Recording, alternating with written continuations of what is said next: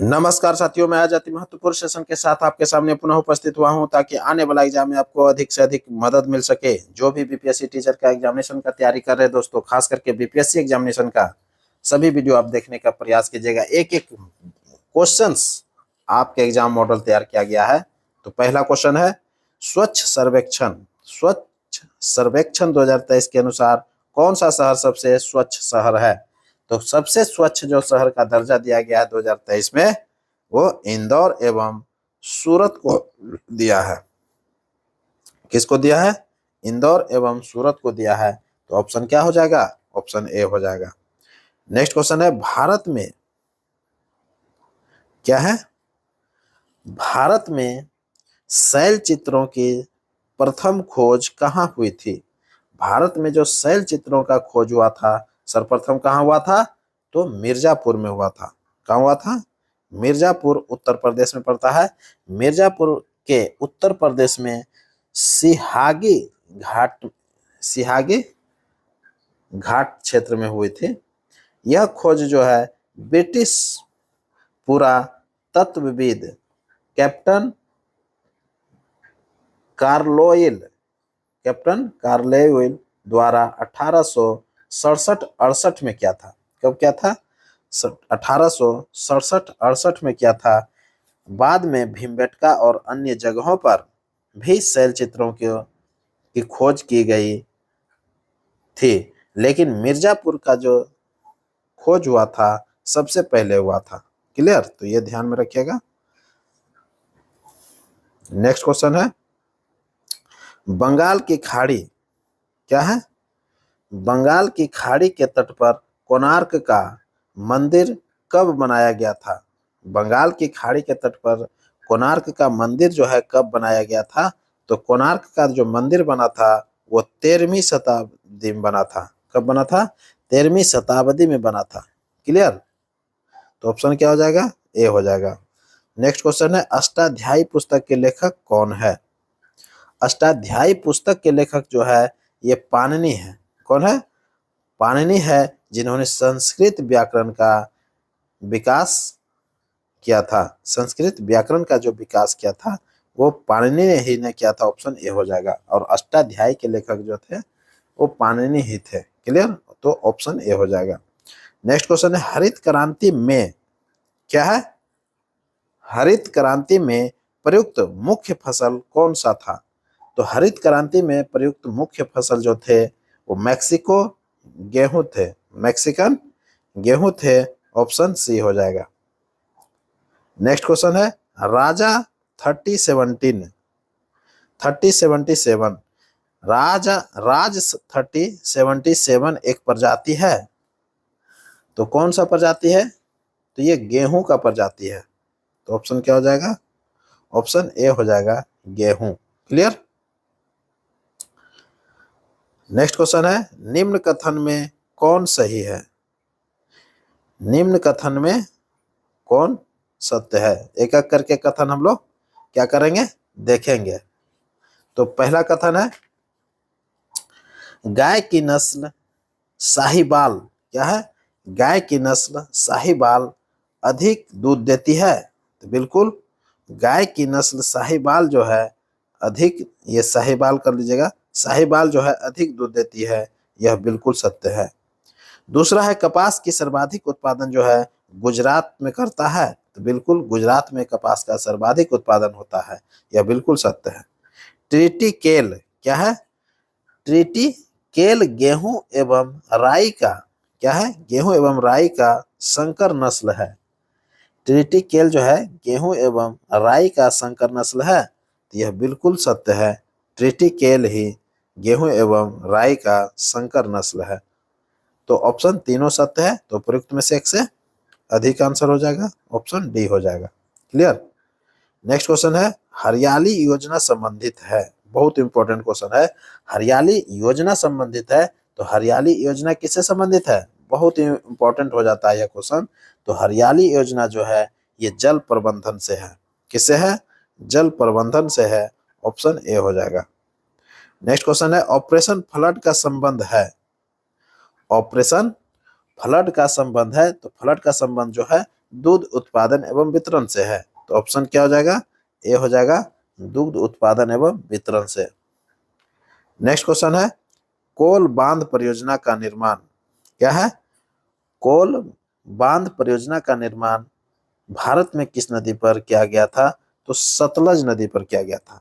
तो ऑप्शन क्या हो जाएगा, ऑप्शन ए हो जाएगा, कोल बांध परियोजना का निर्माण भारत में किस नदी पर किया गया है, तो सतलज नदी पर किया गया है, ऑप्शन ए हो जाएगा। नेक्स्ट क्वेश्चन है, दक्षिण दक्षिण भारत में सिंचाई व्यवस्था का अग्रदूत किसे माना जाता है। सिंचाई व्यवस्था का जो अग्रदूत माना जाता है वो सर आर्थर कॉटन है। कौन है, सर आर्थर कॉटन को माना जाता है दक्षिण भारत में। क्लियर हो गया होगा। नेक्स्ट क्वेश्चन है, टसर रेशम उत्पादन में अग्रणी राज्य कौन है। टसर के जो उत्पादन होता है, उसका जो खेती होता है, वो सबसे पहला राज्य कौन है, अग्रणी राज्य कौन है, तो कर्नाटक है। क्लियर, जो कि टसर रेशम का उत्पादन करता है। नेक्स्ट क्वेश्चन है, बकिंघम नहर स्थित है। क्या है, बकिंघम नहर स्थित है। तो बकिंघम नहर कहाँ स्थित है, तो बकिंघम जो है ये कोरोमंडल तट पर है। बकिंघम नहर जो है ये कोरोमंडल तट पर है। ऑप्शन क्या हो जाएगा, ऑप्शन ए हो जाएगा। क्लियर। नेक्स्ट क्वेश्चन है, सारण सिंचाई नहर निकलती है। क्या है, सारण सिंचाई नहर निकलती है, तो कहां से निकलती है, गंडक नदी से निकलती है। ऑप्शन ए हो जाएगा। क्लियर, सारण सिंचाई नहर जो निकलती है वो गंडक नदी से निकलती है। ऑप्शन ए हो जाएगा। नेक्स्ट क्वेश्चन है, किस राज्य ने ट्रांसजेंडर, किसके लिए, ट्रांसजेंडर, किस राज्य ने ट्रांसजेंडर विशिष्ट सरकारी भर्ती और सामाजिक कल्याण कार्यक्रम की घोषणा की है, तो वो तेलंगाना किया है। कौन क्या है, किस राज्य ने ट्रांसजेंडर क्या है, ट्रांसजेंडर एवं विशिष्ट सरकारी भर्ती और सामाजिक कल्याण कार्यक्रम की घोषणा किया है, तो तेलंगाना किया है। क्लियर, तो ऑप्शन ए हो जाएगा। नेक्स्ट क्वेश्चन है, आर्टेमिस समझौता पर, क्या है, आर्टेमिस समझौता पर हस्ताक्षर करने वाला 42वां सदस्य देश कौन बन गया है। तो 42वां सदस्य जो बन गया है वो स्लोवाकिया बन गया है। ऑप्शन ए हो जाएगा, स्लोवाकिया। तो आर्टेमिस समझौता पर हस्ताक्षर करने वाला जो 42वां देश बना है वो स्लोवाकिया है। नेक्स्ट क्वेश्चन है, किस राज्य के सीएम ने, क्या है, किस राज्य के सीएम ने अर्थात मुख्यमंत्री ने विदेश में छात्रों के लिए हेल्प डेस्क लॉन्च किया है। क्या है, हेल्प डेस्क लॉन्च किया है, तो तेलंगाना किया है। कौन क्या है, तेलंगाना किया है। ऑप्शन ए हो जाएगा। क्लियर। नेक्स्ट क्वेश्चन है, केंद्रीय मंत्री, क्या है, केंद्रीय मंत्री श्री राजीव रंजन ने कहां पर रंगीन मछली ऐप लॉन्च किया है। रंगीन मछली ऐप जो लॉन्च किया है वो कहां किया है, उड़ीसा में किया है। तो ऑप्शन क्या हो जाएगा, उड़ीसा दिया हुआ ने, नन ऑफ दीज हो जाएगा। तो आंसर लिख लीजिएगा, उड़ीसा। क्लियर। तो केंद्रीय मंत्री श्री राजीव रंजन ने कहां पर रंगीन मछली ऐप लॉन्च किया है, तो उड़ीसा में किया है। ऑप्शन ए हो जाएगा। नेक्स्ट क्वेश्चन है, राष्ट्रीय हिंदी दिवस, राष्ट्रीय हिंदी दिवस कब मनाया जाता है, तो 14 सितंबर के दिन मनाया जाता है। ऑप्शन ए हो जाएगा। क्लियर। नेक्स्ट क्वेश्चन है, निम्न कथन में कौन सत्य है। निम्न कथन में कौन सत्य है, तो एक एक करके कथन हम लोग देखेंगे और प्रत्येक कथन के बारे में हम लोग डिस्कस भी करेंगे। तो पहला कथन है, झारखंड ने, क्या है, झारखंड ने विधवा पुनर्विवाह प्रोत्साहन योजना शुरू करेगा। तो बिल्कुल झारखंड ने जो है विधवा पुनर्विवाह प्रोत्साहन योजना शुरू करेगा, यह बिल्कुल सत्य है। क्लियर हो गया होगा। दूसरा है, भारत के राष्ट्रीय ध्वज के चक्र में 24 तिल्लियां हैं। बिल्कुल सभी लोग जानते हैं कि 24 तिल्लियां हैं, यह भी सत्य हो गया। तीसरा है, अलकनंदा एवं भागीरथी के संगम को देव प्रयाग कहा जाता है? अलकनंदा एवं क्या है? अलकनंदा एवं भागीरथी के संगम को देव प्रयाग कहा जाता है। यह बिल्कुल सत्य है। क्लियर हो गया होगा? ये तीनों कथन जो है सत्य है, तो उपयुक्त में से एक से अधिक आंसर हो जाएगा, ऑप्शन डी हो जाएगा। क्लियर? नेक्स्ट क्वेश्चन है, राष्ट्रपति को उच्चतम न्यायालय से परामर्श करने की शक्ति कौन सा अनुच्छेद में है? राष्ट्रपति को उच्चतम न्यायालय से परामर्श करने की शक्ति जो है अनुच्छेद 143 में है, ऑप्शन ए हो जाएगा। क्लियर? नेक्स्ट क्वेश्चन है, पराक्रम दिवस कब मनाया जाता है? पराक्रम दिवस जो है कब मनाया जाता है? तो 23 जनवरी के दिन मनाया जाता है। क्यों? क्योंकि 23 जनवरी के दिन ही क्या हुआ था? सुभाष चंद्र बोस जी का देहांत हुआ था। इसी दिन जो है पराक्रम दिवस के रूप में हम लोग मनाते हैं। क्लियर? नेक्स्ट क्वेश्चन है, पेप्टाइम क्या है?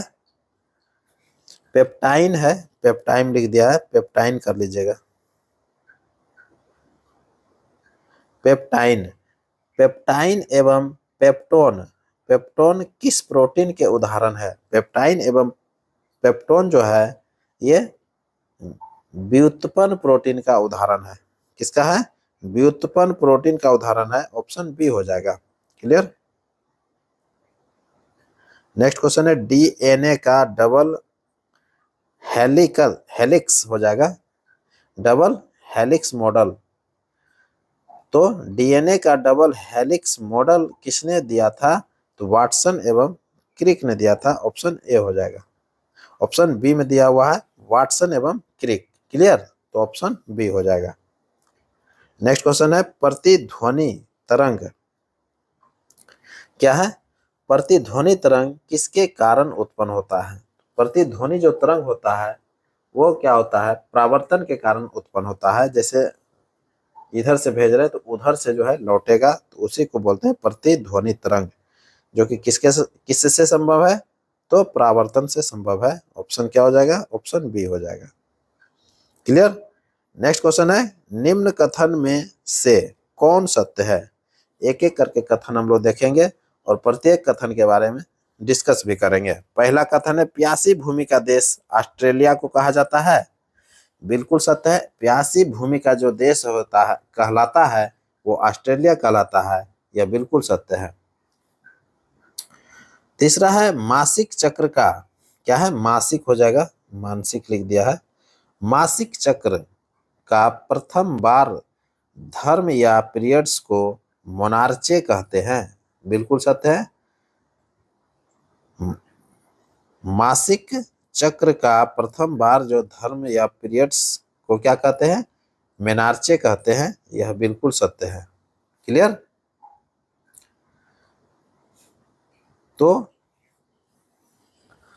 ये दोनों कथन जो है सत्य है, तो उपयुक्त में से ये दोनों कथन सत्य हो गया, तो ऑप्शन क्या हो जाएगा? ऑप्शन सी हो जाएगा। क्लियर? एक ऑप्शन इसमें छोड़ दिया है, चर्चा में रहे, ऑप्शन बना लीजिएगा। चर्चा में रहे वायरस क्लेड 2 का संबंध जो है किससे है? तो मंकी पॉक्स से है, अर्थात एम पॉक्स से है। M pox, monkey pox. Clear? तो वायरस क्लेड 2 का संबंध है इससे। किससे संबंधित है? Virus clade 2। क्लियर हो गया होगा? नेक्स्ट क्वेश्चन है, भारत का पहला टील कार्बन अध्ययन कहाँ किया गया है? तो पहला जो टील कार्बन अध्ययन किया गया है वो केवला देव राष्ट्रीय उद्यान में किया गया है। ऑप्शन क्या हो जाएगा? बी हो जाएगा, केवला देव राष्ट्रीय उद्यान। तो क्लियर? तो ये भारत का पहला क्या है? ये टील कार्बन अध्ययन का कहां पर है? तो ये केवला देव राष्ट्रीय उद्यान में है। नेक्स्ट क्वेश्चन है, भारत का महान न्यायवादी क्या है? भारत का महान न्यायवादी किसके द्वारा नियुक्त किए जाते हैं? भारत का जो महान न्यायवादी होता है, अर्थात उसको अटॉर्नी जनरल बोलते हैं, जो कि कहता है, क्या कहता है कि भारत का महान्यायवादी किसके द्वारा नियुक्त किया जाता है, तो ये राष्ट्रपति नियुक्त करते हैं। कौन करते हैं? राष्ट्रपति नियुक्त करते हैं। अनुच्छेद 76(1) के तहत राष्ट्रपति नियुक्ति करता है। क्या करता है? राष्ट्रपति नियुक्ति करता है। महान्यायवादी संसद के कार्यवाही में भाग ले सकता है। महान्यायवादी क्या करते हैं? वो संसद का जब क्रियाकलाप कार्यवाही चलता है तो उसमें क्या करते हैं? वो एंट्री मार सकते हैं, अर्थात भाग ले सकते हैं। क्लियर? लेकिन वोट देने का अधिकार इनके पास नहीं है। किनके पास? महान्यायवादी के पास, अटॉर्नी जनरल के पास। क्लियर? तो इंपॉर्टेंट हो जाता है। नेक्स्ट क्वेश्चन है, किस राज्य को चीनी का कटोरा कहा जाता है? किस राज्य को चीनी का कटोरा कहा जाता है? तो ये उत्तर प्रदेश को कहा जाता है दोस्तों। ऑप्शन ए हो जाएगा Uttar Pradesh. Clear? Next question है, किस राज्य की लिंगानुपात, किस राज्य की लिंगानुपात सबसे कम है? तो सबसे कम जो लिंगानुपात है वो हरियाणा का है। किसका है? सबसे कम लिंगानुपात हरियाणा का है, जिसका लिंगानुपात जो है 879 है। क्लियर? तो किस राज्य का लिंगानुपात सबसे कम है? तो हरियाणा का है। हरियाणा का लिंगानुपात क्या है? 879 है। जबकि केरल जो है सबसे हाईएस्ट लिंगानुपात वाला है, 1084 है इसके पास, जबकि बिहार के पास जो है 918 है। क्लियर हो गया होगा? तो जब भारत का जो लिंगानुपात है वो 943 है। कितना है? 943 है, ये भी ध्यान में रखना है। क्लियर? तो भारत का लिंगानुपात 943, केरल का लिंगानुपात 1084 और हरियाणा का 879 और बिहार का 918 है। तो इस तरह से आप ध्यान में रखिएगा। नेक्स्ट क्वेश्चन है, निम्न कथन में कौन सही सुमेलित नहीं है? देखिए, नहीं की चर्चा कर लिया है तो एक एक करके देखना पड़ेगा कौन नहीं है। एक तरफ आने वाला यात्री है, दूसरी तरफ शासक है। तो पहला ऑप्शन है अब्दुल रज्जाक। क्या है? अब्दुल रज्जाक। क्या है? अब्दुल रज्जाक देव राय द्वितीय के शासनकाल में यात्रा किए थे। तो बिल्कुल सत्य है, देव राय द्वितीय के ही शासनकाल में ये क्या किए थे? यात्रा किए थे। कौन? अब्दुल रज्जाक किए थे। दूसरा है निकोलो कोंटी। निकोलो कोंटी जो है देवराय वन के शासनकाल में, देवराय प्रथम के शासनकाल में ये यात्रा किया था। तो ऑप्शन क्या हो जाएगा? ऑप्शन 2 भी सही है। क्लियर हो गया होगा? तीसरा है नूनिज। क्या है? इसको नूनिज कर लीजिएगा, नोनोज लिख दिया है। नूनिज,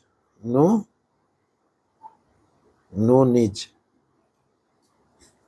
तो नूनिज जो है किसके शासनकाल में भारत की यात्रा किया था? तो अच्युत राय के शासनकाल में किया था। आप ध्यान में रखिएगा। जबकि यहाँ दिया हुआ है कृष्णदेव राय, तो ये बिल्कुल गलत हो गया। तो हमको सुमेलित नहीं था, तो यही मिल गया, ऑप्शन सी मिल गया। क्लियर? यही सुमेलित नहीं था। क्यों? क्योंकि नूनिज जो यात्री था वो अच्युत राय के शासनकाल में आया था, जबकि कृष्णदेव राय के शासनकाल में बारबोसा और डोमिंग पायस आए थे। कौन कौन आए थे? बारबोसा आए थे और डोमिंग पायस आए थे। क्लियर हो गया होगा? नेक्स्ट क्वेश्चन, और ये अंतिम क्वेश्चन है। ये कह रहा है कि जसवंत एवं दशावन प्रसिद्ध चित्रकार किस मुगल सम्राट के राज दरबारी थे? जसवंत एवं दशावन जो थे ये प्रसिद्ध चित्रकार थे, जो कि किस मुगल सम्राट के दरबारी कवि थे? तो कौन सा मुगल सम्राट था? तो अकबर के शासनकाल में ये क्या थे? तो ये एक प्रसिद्ध चित्रकार थे। क्लियर हो गया होगा? इनके अलावा अन्य चित्रकार भी रहते थे, जैसे ख्वाजा मोइनुद्दीन चिश्ती, अब्दुस समद, मीर सैयद अली। इन सभी का नाम जो है उठ करके आ जाता है। क्लियर? तो ऑप्शन क्या हो जाएगा? ए हो जाएगा अकबर। तो इसी के साथ अब हमको इजाजत दीजिए, मैं पुनः एक नए वीडियो के साथ आपके सामने उपस्थित होऊंगा। तब तक के लिए पढ़िए और नेक्स्ट वीडियो का इंतजार कीजिए। नमस्कार, जय हिंद।